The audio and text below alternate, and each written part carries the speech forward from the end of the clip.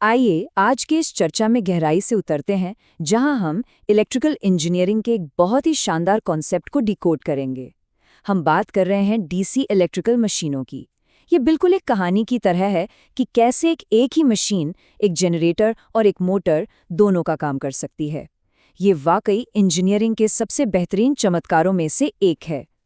इस सफर में हम मशीन के बेसिक स्ट्रक्चर से शुरुआत करेंगे, जनरेटर और मोटर के वर्किंग प्रिंसिपल को समझेंगे, बैक ईएमएफ का जो एक दिलचस्प जादू है उसे देखेंगे और अंत में इसके टॉर्क इक्वेशन तक पहुंचेंगे। तो चलिए शुरू करते हैं।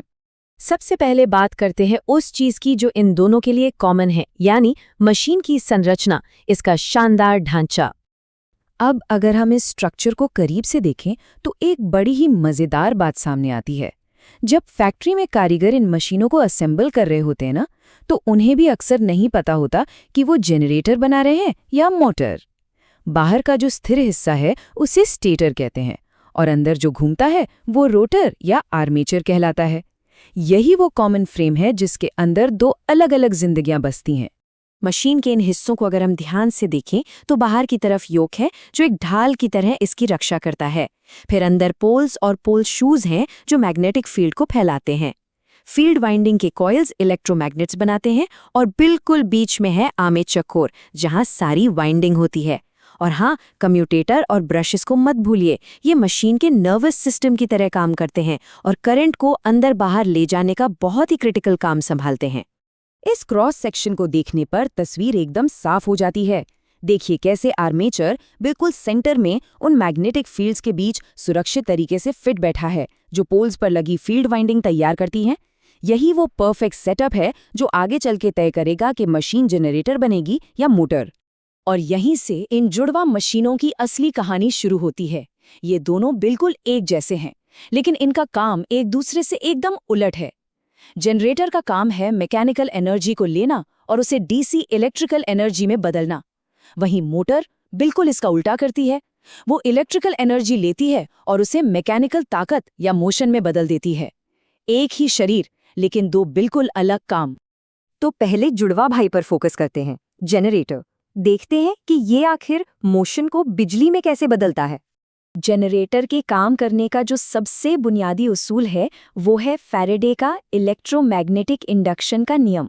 आसान शब्दों में कहें तो जब भी किसी कंडक्टर या तार को बदलते हुए मैग्नेटिक फील्ड में रखा जाता है या उस फील्ड के बीच से तेजी से घुमाया जाता है, तो उस तार में एक ईएमएफ यानी इलेक्ट्रोमोटिव फोर्स पैदा हो जाता है। बस यही जनरेटर की जान है। प्रैक्टिकली ये कुछ ऐसा दिखता है, जैसे ही आर्मेचर के कंडक्टर्स इस शक्तिशाली मैग्नेटिक फील्ड में घूमते हैं तो एक ऑल्टरनेटिंग ईएमएफ पैदा होता है। लेकिन हमें तो डीसी चाहिए, राइट? यहीं पर कम्यूटेटर अपनी धमाकेदार एंट्री लेता है। ये एक बहुत ही स्मार्ट डिवाइस है जो दिशा बदलते हुए इस ऑल्टरनेटिंग करंट को पकड़ता है और उसे एक स्थिर डायरेक्ट वोल्टेज में बदल देता है। अब सवाल उठता है कि ये जो करंट पैदा हुआ वो किस दिशा में बहेगा। इसका पता लगाने के लिए हम फ्लेमिंग के राइट हैंड रूल का इस्तेमाल करते हैं। अपने दाहिने हाथ की उंगलियों को अगर एक खास एंगल पर सेट करें तो मैग्नेटिक फील्ड, मोशन और करंट की सटीक दिशा का पता चल जाता है। जनरेटर के लिए दायां हाथ ही सबसे सही टूल है। चलिए अब रुख करते हैं हमारे दूसरे जुड़वा की तरफ, यानी डीसी मोटर। इसका काम है गति पैदा करना। मोटर की कहानी जनरेटर से बिल्कुल उल्टी चलती है। यहाँ हम बाहर से इलेक्ट्रिकल सप्लाई देते हैं ताकि शाफ्ट को तेजी से घुमाया जा सके। जैसे ही हम कम्यूटेटर के जरिए आर्मेचर में डायरेक्ट करंट भेजते हैं, वो शांत सी दिखने वाली मशीन अचानक एक पावरफुल मोटर में बदल जाती है। करंट अंदर गया और मशीन तुरंत एक्शन में आ गई। इसके पीछे जो साइंस काम कर रही है वो है लॉरेंस फोर्स। जब एक करंट कैरी करने वाले कंडक्टर को बाहरी मैग्नेटिक फील्ड में रखा जाता है तो उस पर एक जबरदस्त फोर्स लगता है। ये फोर्स किसी अदृश्य हाथ की तरह काम करता है जो रोटर को पूरी ताकत से गोल गोल घुमाने लगता है। इलेक्ट्रिसिटी को मोशन में बदलने का यही सीक्रेट है। और हाँ, जनरेटर में दिशा जानने के लिए हमने राइट हैंड रूल लगाया था, लेकिन मोटर के केस में हम फ्लेमिंग के लेफ्ट हैंड रूल का इस्तेमाल करते हैं।